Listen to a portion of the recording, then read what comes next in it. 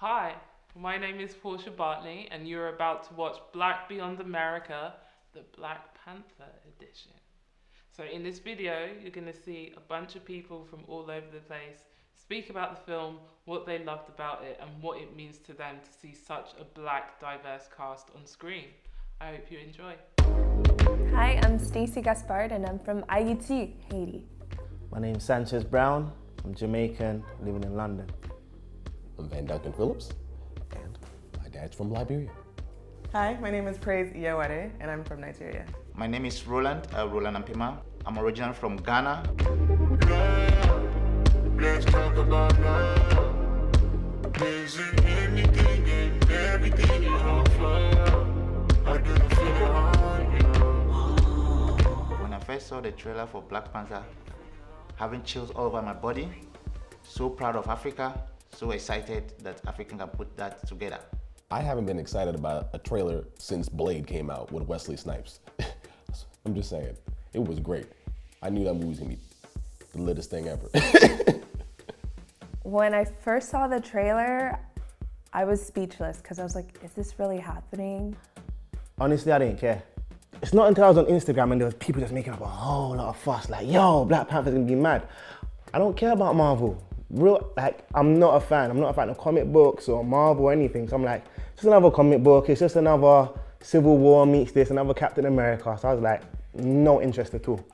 I didn't really feel any sort of way. I'm not like a huge movie person in general, so I was like, cool, Marvel. But then I started hearing the buzz and like seeing what the movie was about and seeing how it was groundbreaking in so many ways by who the cast was, what the story was, and how like people were really hyping it up. So then I like got into it a little bit more. I'm the oldest out of 5, and 2 of my younger siblings are boys, and my youngest brother's 13, and I don't know, I thought of them when I saw it, and I was just like, oh my gosh, they get a chance to kind of grow up with like a superhero, you know? And then so a month out, I saw people like actually like renting out theaters for like folks to buy tickets and go see it together, like as a Black experience. And I'm about anything that's a Black experience. So I was like, okay, I'm gonna buy a ticket as well. The premiere came out and they were like, yo, this thing's huge, it's mad. I'm like, okay. My boy's like, Sanchez, let's go see Black Panther. They're like, yo, you know it's all black cast. Like, what? Nah, man, didn't know this. Like, really? And then they're like, do you know the story? I'm like, no, I don't. I'm like, damn, I got to go watch this now. So when I did go see it, I ended up watching it twice because it was that dope. And just because of what it represented and what it done for me, just culturally, and just representing Black people on a whole, and just the things within inside of it, just the nuances, women, just the empowerment, like everything about that. Wow. Everyone I see, I started paying for my friends to go watch it. I was like, yo, you ain't seen it? Yo, I bought you a ticket, go. As a Ghanaian from Africa, seeing diverse cast in this movie showed and communicated a lot to me and others. One way I can express this is coming together as an African from different countries. Africa is a big continent, from different countries with different ideas, with different aspirations. Together, we can achieve a lot. I love that they show the diversity, because sometimes I feel like, especially in media, in the industry, you know, they just think very stereotypical things about what the Black culture is. It means that when I go see this movie with my parents, we can always talk about like the outfits and where they came from and things like that. And it was a beautiful thing. I was like, oh, I know all these dashikis. I know what they're doing. Like, I know what they probably eat later too. So it was really nice. How did I dress up when seeing it? So I didn't wear anything in particular, but I know what I would have worn had I had those clothes with me in LA.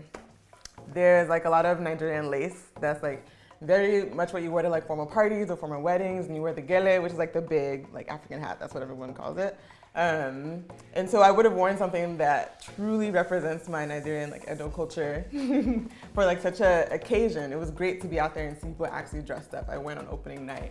People were in like, outfits from all different parts of the continent. And so it was great to see Africa represented in such a diversity of clothing. Because when you're in there, you just submerge into the culture, like, yo, I'm a Camden. Like, you start doing this thing, like, yo, I'm about this. This is what it is. And I'll definitely wear something of color to also just show how proud I am of my culture and to let other people know about the culture. I feel that just seeing Africa on the map like that was just liberating. I did not have the opportunity to put on any African clothes, but like, if I should, maybe I would have put on a batakari. There's a local name, we call it batakari. It signifies energy and strength. I was trying to do like that millennial modern look, so literally I had like a sparkle like turtleneck, and then like pretty much I did like a big scarf, but I did a big bow. And then my friend that's from Ghana, she wore her like kente cloth with matching sneakers. Also, our stories ain't always told in a great way. We always talked about how we've been colonized, and we don't get to see how beautiful Africa is. And within the film, you get to see how beautiful it is. We get to see how women are treated on an equal playing field. It weren't like they were like playing like a B-side to the main character. Do you get what I'm saying? They were all on an equal level, and they all had power and strength. Oh, so I had my dad sent like clothes from Liberia, and so I wore the dashiki, had the crown, and I had everything, and went to the movie theater, and I was glad to see that everyone was wearing their robes and their garments, and it was a beautiful thing. I think the film had a particular impact because to me the film was more rooted in, you can see more clearly where the film drew from different parts of Africa. The soundtrack to me honestly felt like a TDE compilation. So I didn't see a lot of Africa in the soundtrack in the way that I did in the movie. I think if they would have brought in a lot more African artists, or like some Afro beats, or like more things from the diaspora, I would have been like, okay, this is as impactful as the film, but because I didn't see that, I thought the film was more impactful. Music's universal. Like, you may not understand the language, but you can feel it. You know what I'm saying? You can feel it in the beats, in the way someone's singing, and like, I think that just comes across without even having to watch the movie. You can feel something happening with the music and the soundtrack. So Killmonger is like a nuanced soul, right? He's this person who is rightfully angry and rightfully hurt. Honestly, I wanted him in therapy. I see where he was coming from. I think he had a lot of valid points. He was angry for a lot of good reasons to be excluded in that way. So I agreed with him, but it was just the way he was executing it was a lot. There is people out there that will feel how he did. I feel that there was a lot of hatred and a lot of anger. Or to sort of have a heritage but not really be connected to it, and the people like don't connect to you, that's hurtful, that's hard.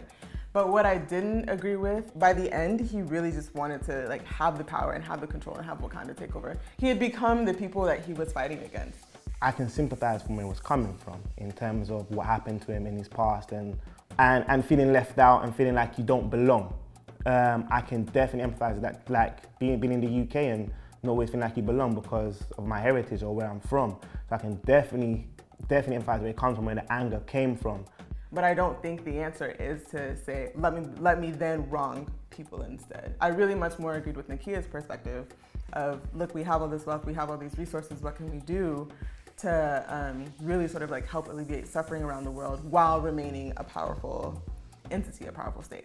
I remember being like 6 years old, and I was like watching American television, and I remember I saw like KKKs for the first time. Just that moment, like seeing that as a kid, so imagine like just being around it 24/7. So it was just, I feel like with his story, it broke my heart, because I know there's a lot of pain, but I'm happy that they kind of showcased that.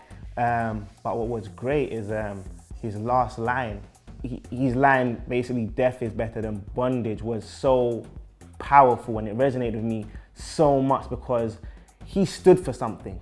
He really did. No matter if we didn't agree with what he stood for, he lived what he stood for, and he lived by his word and his bond. If I saw more films like this growing up, I would have felt more comfortable in my skin growing up because of where I was raised. I was the only black person around, and more people saw me like 50 Cent rather than just a normal black person.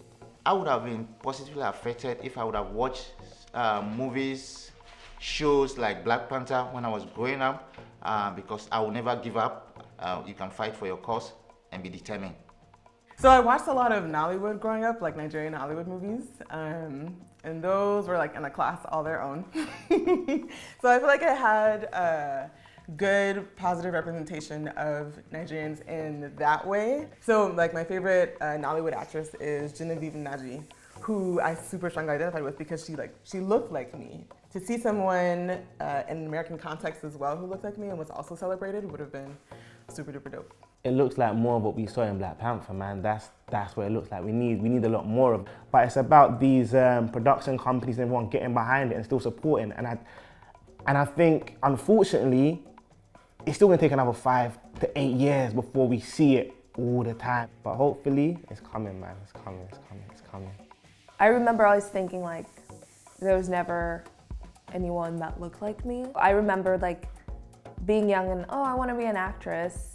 I wanna be a singer, and you know, aunt telling me, well, you're black, so that's not gonna, so it's just like, I feel like at a very young age, people constantly reminded you, well, because you're black, that industry is not gonna work for you. And then you see there's no representation, so you're like, maybe they're right. So I feel like it would have really just given me that confidence to see like, oh, well, people are successful. To have women who are like running technology, being the fighters, like being comfortable in their skin in that way, and not even have it be a thing that's mentioned. Like, no, like for the most part, everyone in Wakanda was like natural, but it wasn't something that had to explicitly be said, you know? It was just like, why should that have to be a thing? This is just like who we are. When people were like, oh, like a lead role, like a black person in an action film is not gonna work, a woman in an action film is not gonna work. It's like, well, according to the receipts, we say differently. For me, the media representation after watching this movie seems promising. Now people can see what Africa really is and not what they seem it to look like. And if the media can continue to give exposure to the continent in a positive way, together, black across the world, Africans can sell to the world their energy, strength, and be able to exceed expectation. Better media representation in the future looks like we're everywhere. We're not just superheroes, we're doctors, we're lawyers, we're just people telling stories. That's it. If you haven't seen Black Panther, don't know what you're doing, go see it ASAP. Make sure, like, Wakanda forever, man, come on. I'm a Wakanda green card holder now after 4D experience. Go see Black Panther twice, at least. I can't wait for Black Panther 2. I'm just excited because I know it's coming. Wakanda forever. Miss me with that bullshit. You ain't really wild, you a tourist. I be blacking out with the purist. I made 100,000, I freaked it. I made 500,000, I freaked it.